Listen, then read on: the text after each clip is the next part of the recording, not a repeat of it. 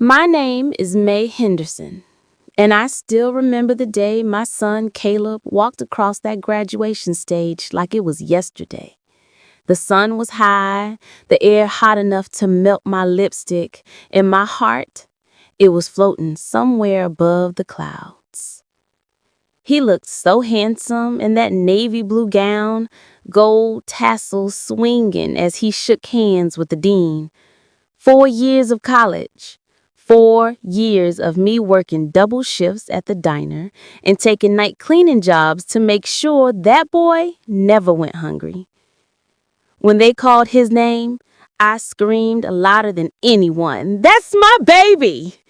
He looked back, smiled, and for a second, it felt like every sacrifice had been worth it. But oh, honey, I didn't know that smile was going to be the last warm thing I'd get from him for years.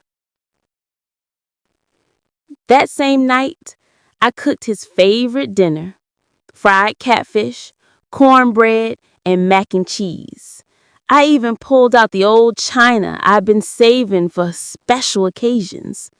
But Caleb, he didn't even come home. He texted me at 11:43 p.m. "Hey, Mom, some friends and I are hanging out. Don't wait up." And I didn't think much of it then. He just graduated. Let the boy celebrate, I told myself.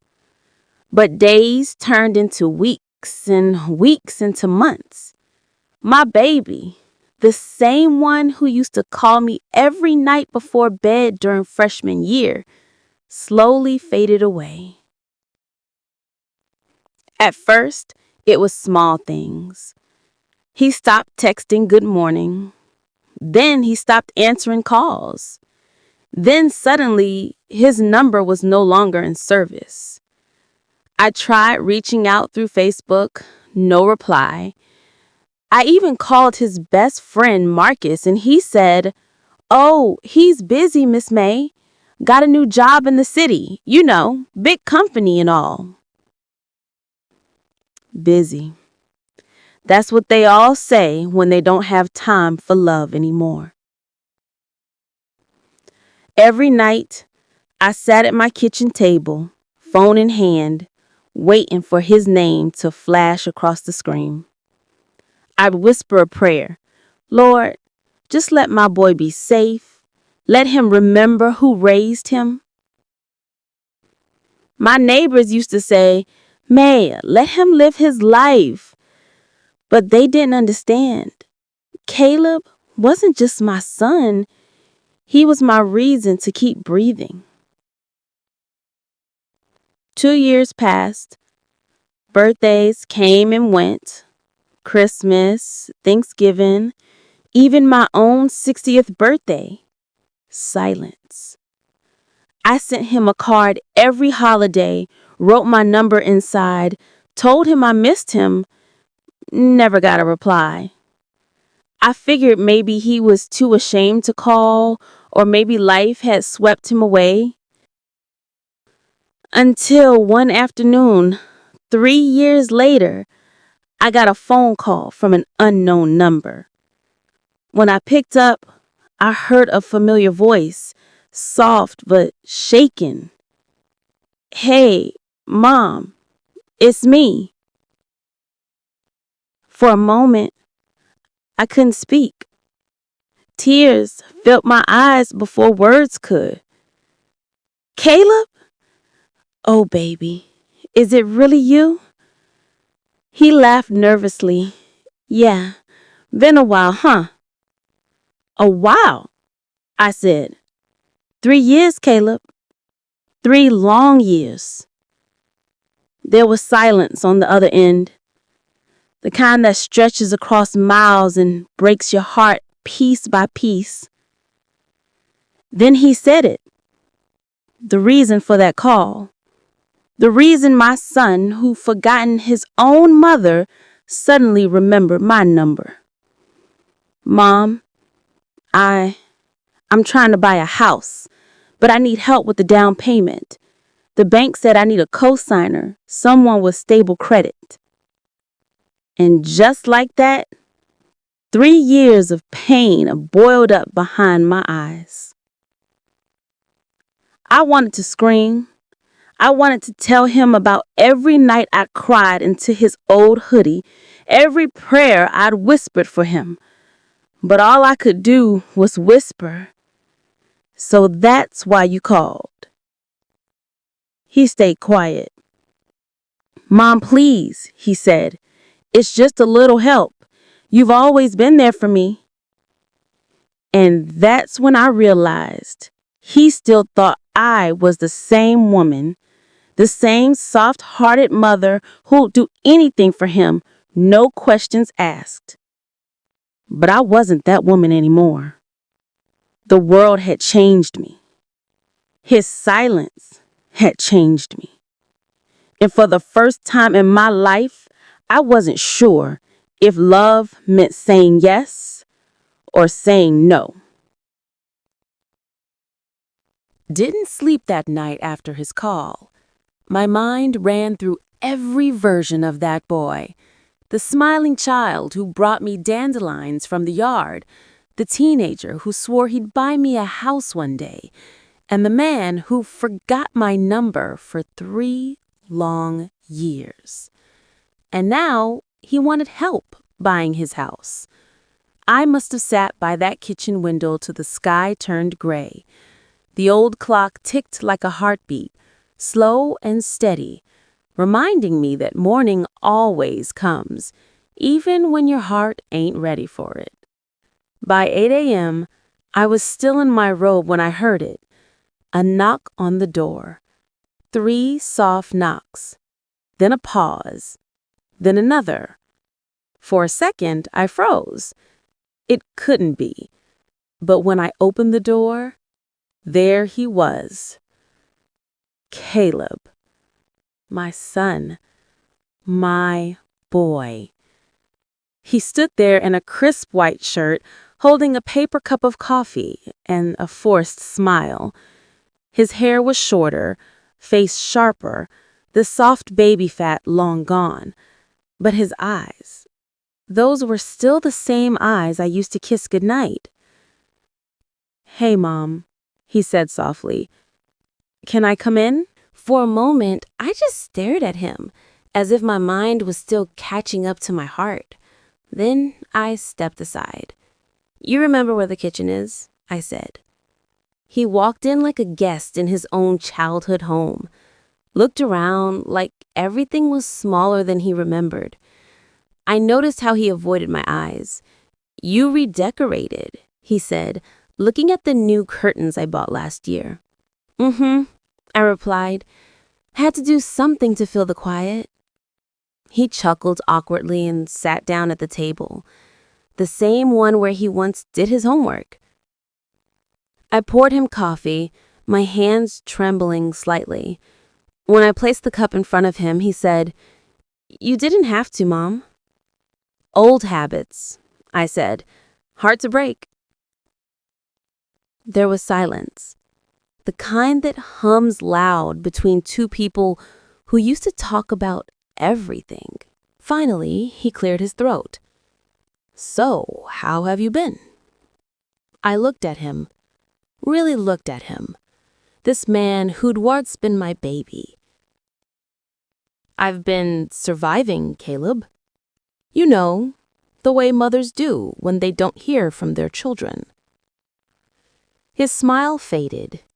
He looked down, tracing the rim of the cup with his finger. "Mom, I didn't mean to cut you off. Things just got busy, you know? New job, new city, new people. 3 years busy?" I cut in. He went quiet again. "You could have texted, Caleb, a postcard, something to let me know my son was still alive." He sighed.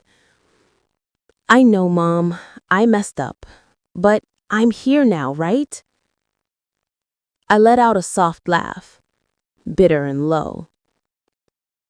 "You're here because you need something."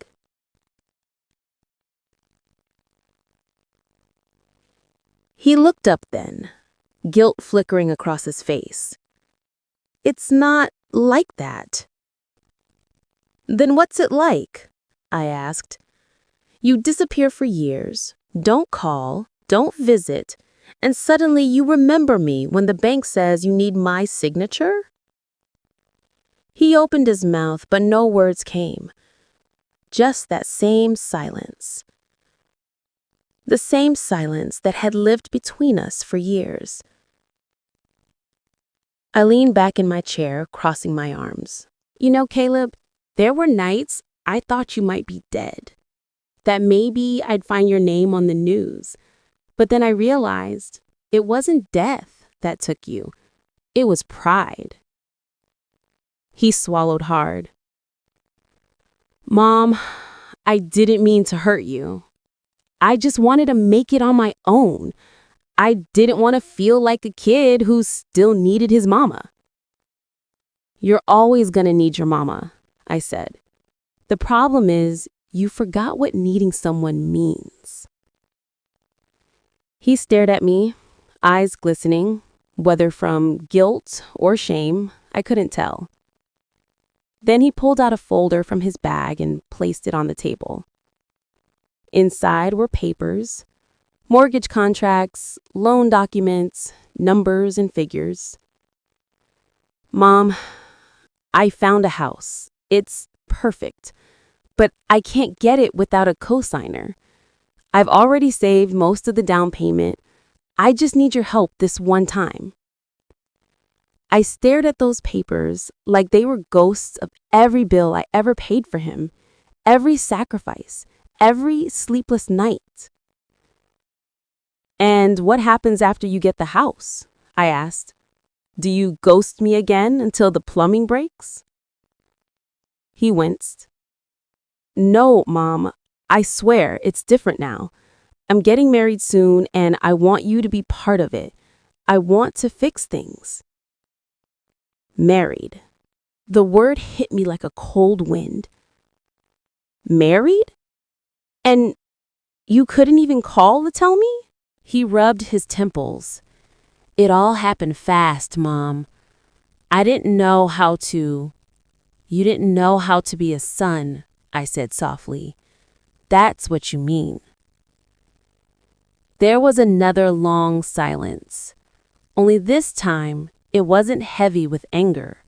It was filled with regret, the kind that seeps into your bones. Then, for the first time, I saw something break in him. His eyes softened. I'm sorry, Mom, for everything. I wanted to believe him. I really did. But forgiveness doesn't grow overnight. It takes water, patience, and sometimes time. I looked at those papers again and an idea started to form. Maybe, just maybe, this was my chance. Not for revenge, but for redemption. All right, I said finally. You'll get your help, but not today. First, you come by this house every week for dinner. You sit at this table. You talk to me. You remember where you came from. Then we'll see about that signature. He blinked, surprised. You mean it? I mean it. You want my name on those papers? Then earn it. And for the first time in years, he smiled. A real one this time. Not for money, not for favors, but because somewhere deep down, he just found his way home. For the first time in years, Friday night meant something again. I cooked a little too much, hummed a little louder, and set an extra plate without reminding myself why. Caleb was coming for dinner. He arrived right on time, wearing that city boy confidence like a suit 2 sizes too tight. When he stepped through the door, the smell of baked chicken and sweet potatoes hit him. Smells just like home, he said. And for a moment, my heart forgave him just a little. He told stories between mouthfuls about his job and finance, about his fiancée Lana, about traffic and apartments that cost too much. I just listened. A mother can tell when a child's words don't match his eyes, and those eyes, they were tired. After dinner, I made tea. He looked around the kitchen and said, "You still have that old radio, huh?" "Mm-hmm. Same one you used to dance to when you were 10. He smiled at the memory, then went quiet again. By the third dinner, I started noticing things. He checked his phone too often. He flinched when it buzzed. He laughed, but not from the heart. Finally, I asked, "Everything all right with that fiancé of yours?" He hesitated. "Yeah, just wedding stress, you know." But his voice cracked on stress. I didn't press. Mothers learn to wait. Truth has a way of slipping out when love makes the room soft enough. One night, as he was leaving, he hugged me longer than usual. That's when I felt it, his shoulders shaking. "Caleb?" He pulled back quickly, forcing a smile. "Sorry, just tired." Then he left before I could ask more. After he drove off, I found something on the chair where he'd been sitting, an envelope with bank letters inside. Unopened. Overdue. Mortgage pre-approvals, rejection notices, and one word circled in red: denied. The next week, I didn't mention it. Instead, I made his favorite peach cobbler and waited. When he came in, I said gently, "Son, you know you don't have to lie to me. I see the papers." He froze. His face went pale, and for a second, I thought he'd run. "Mom, I didn't want you to think I'm a failure," he whispered. "Everything I told you about the job, the savings, it's falling apart. The company cut my hours. Lana's been paying most of the bills. I just wanted to look like someone you could be proud of." I reached across the table and took his hand. "Caleb, I was proud the day you took your first breath. The rest of life is just trying to forget where that breath came from." He started crying then. Quiet tears the kind men hide until they're in their mama's kitchen. When he left that night, he hugged me tighter. And though the papers still lay on my counter, I didn't promise him anything yet. I needed to see who he'd become when help wasn't guaranteed. A few days later, the phone rang again. Not Caleb this time. A woman's voice, smooth but shaky. "Mrs. Henderson, this is Lana. I think you should know what's going on with Caleb." My hand gripped the receiver. "What do you mean, sweetheart?" She hesitated. "He's in trouble, ma'am. Real trouble. And he doesn't want you to know." And just like that, the quiet peace I'd been rebuilding cracked open again. When Lana called me that morning, her voice was trembling like someone holding back a storm. She kept saying, "I didn't want to get involved, Mrs. Henderson, but I can't just watch this happen." I told her to come over, no questions asked. An hour later, a soft knock came at my door. When I opened it, there stood a young woman in a cream-colored dress, hair tied back neat, eyes red like she hadn't slept. "Lana?" "Yes, ma'am." "Come in, baby." She sat at my kitchen table, the same table where my whole life seemed to unfold, and fidgeted with her ring. For a long minute, she didn't speak. Then, finally, she said, "Caleb doesn't want you to know, but he's in deep trouble." I folded my hands, steady as I could. What kind of trouble? Debt, not just student loans or credit cards. He took out personal loans after losing his job. Tried investing in some real estate thing with friends. It went bad, real bad. Her eyes filled. He's been getting calls, threats. We almost lost our apartment last month. He didn't want to tell you because he was ashamed. I felt the room tilt a little. Debt? Threats? My son, who'd once sworn he'd never be like his father, chasing money and running from mistakes, had fallen into the same trap. I poured her some tea. How much does he owe? She hesitated. Almost 50,000. The words hit like thunder. $50,000. I set my cup down slow, the china clinking softly against the saucer. Lord, have mercy, I whispered. She nodded. He's trying to get that mortgage because he thinks owning a house will fix everything. He keeps saying, if I just get this loan, I can make it right. But he's sinking, Mrs. Henderson. He's drowning and pretending to swim. For a while, neither of us spoke. I just stared at the steam rising from my cup, watching it disappear, just like all the excuses I'd made for my boy. Every mother wants to believe her son is good, but sometimes good gets lost when desperate takes over. Finally, I said quietly, "Thank you for telling me, Lana. You did the right thing." She wiped her eyes. "I just want him to be honest with you. Maybe if he talks to you, he'll stop pretending." I nodded. "Oh, he'll talk to me, baby. I promise you that." That evening, I waited for Caleb like a shadow waiting for light. He walked in, smiling like nothing was wrong. "Hey, Mom, smells good. What's for dinner?" "Truth," I said. He froze mid-step. "What?" "Dinner's truth tonight, Caleb. Sit down." He blinked, confused, but sat. I pushed the papers toward him. The same bank letters, the same unpaid bills I'd found before. "How long were you planning to lie to me?" "Mom."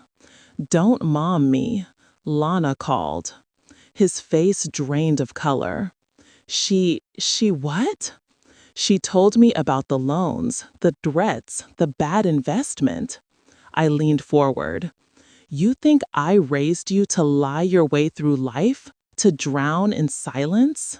He dropped his head in his hands. "I didn't mean to, Mom. I just didn't want you to think I was like Dad." The mention of his father's name was like dust in my throat. That man had left us when Caleb was 10, promised the world, then vanished with nothing but bills and broken promises. I whispered, "You already are like him, Caleb, but you don't have to stay that way." He looked up, tears wetting his cheeks. "I just wanted to make you proud again. That's all. Pride ain't worth much when it costs your peace, baby. You can rebuild a home, you can rebuild a life, but you can't rebuild trust if you keep lying." We sat there a long while, silence thick with everything neither of us could fix in a single night. Finally, I said, "I'll help you, Caleb, but not by signing your mess away." He frowned. "What do you mean?" "You're going to clean this up, one debt at a time. You'll face every man you owe and pay what's right. You'll earn the roof you want, not borrow it on my name." He started to argue, then stopped. For the first time, I saw something change behind his eyes, something that looked like understanding. As he left that night, he said softly, "You really think I can fix this?" I smiled. "Baby, I've seen you learn to walk on shaky legs before. You can do it again." When the door closed, I leaned against it and sighed. Love, I realized, isn't just saying yes. Sometimes it's having the strength to say no and still pray they find their way home. The days that followed were quiet, the kind of quiet that hums heavy in the air, like the world's holding its breath. Caleb didn't call, didn't visit. But every night I'd look at my phone, hoping to see his name. Nothing. I told myself I did the right thing, that a mother's love sometimes meant stepping back. But love, when stretched too far, starts to ache like an old wound, and mine was throbbing. 3 weeks later, a knock came at my door, not gentle this time, hard, urgent. I opened it to see Caleb, shoulders slumped, eyes bloodshot. Behind him, the rain fell like it was trying to wash away his sins. "Mom, I messed up." Those words, they hit me straight in the chest. He stepped inside, dripping, shivering. When he spoke again, his voice cracked. "They came to my job, Mom. The men I owe. They said if I don't pay by Friday, they'll come for me." I stood frozen, the room spinning. "What men, Caleb?" "Loan guys, not banks, the other kind." I felt my stomach twist. Lord have mercy. He rubbed his face, pacing like a man trapped in his own skin. "I was desperate, Mom. After the investment failed, I thought I could double it quick, pay everyone back. But it just kept getting worse." He sank into the same kitchen chair where he'd lied to me weeks before, hands trembling. "I need your help, please. They said if I don't have something by Friday, they'll show up here." I closed my eyes. Fear clawed at me, but so did anger. "You brought that danger into my house, Caleb, after everything?" He looked like a child again. "I didn't know what else to do." I took a slow breath, steadying myself. "I can't fix your choices, baby, but I won't let them hurt you." That night, I called Pastor Raymond, my oldest friend and the only man who ever truly listened. He came right over, sat in the same chair Caleb had left warm. "You did right calling me May," he said, his voice calm but firm. "We'll get this straight. No one touches that boy while I'm breathing." He called a few people, made some quiet arrangements, said things like, "Don't worry, May. I know how to handle folks like that."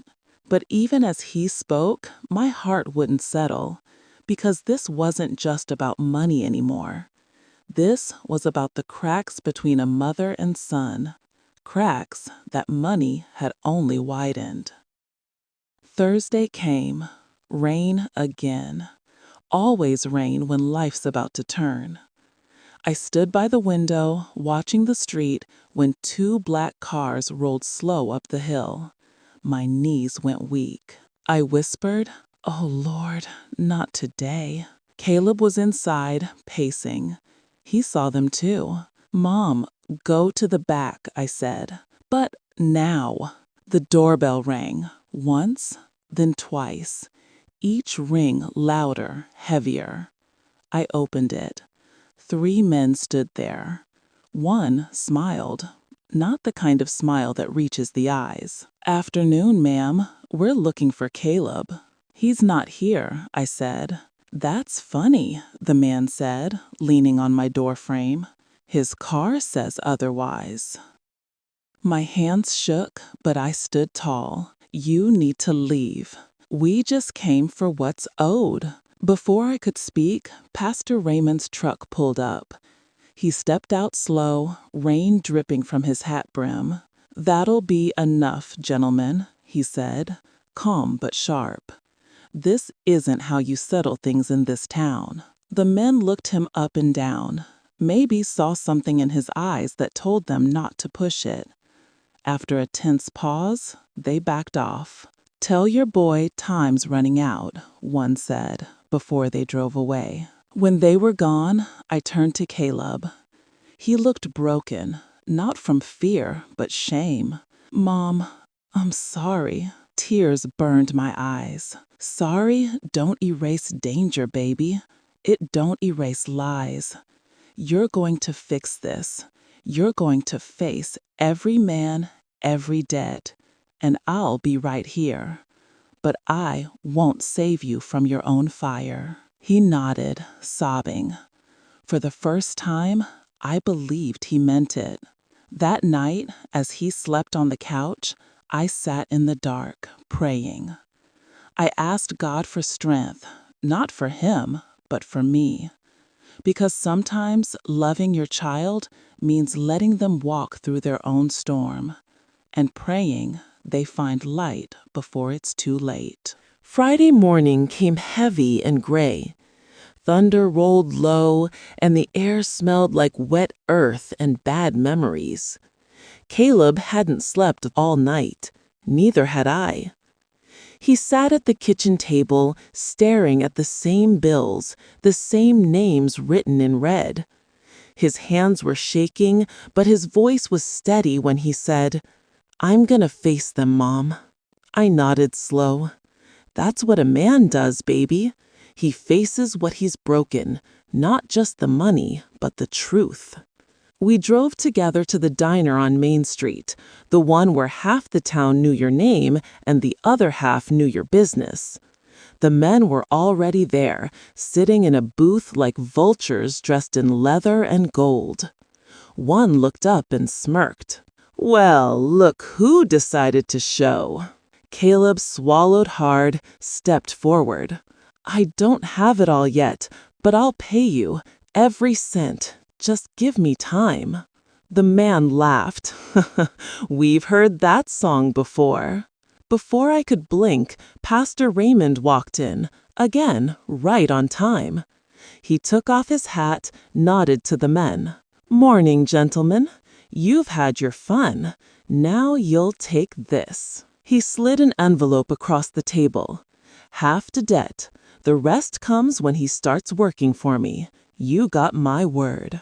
One of the men sneered. "You think your word means anything to us?" Pastor Raymond's voice didn't rise. "It does if you want to keep doing business in this town." They stared at him, the air thick enough to slice.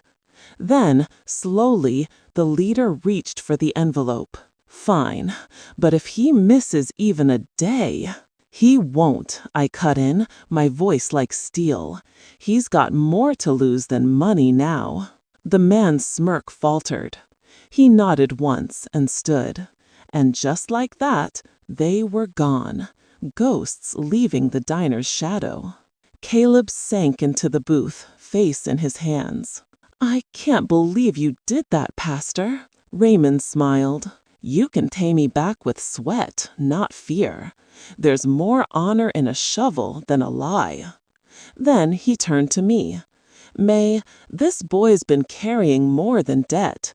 You might want to hear what's really behind all this." I frowned. "What do you mean?" Raymond hesitated, then said quietly, "He's been paying off your husband's old mess too." "What?" I whispered. "Those loans he took, part of them were tied to your late husband's name.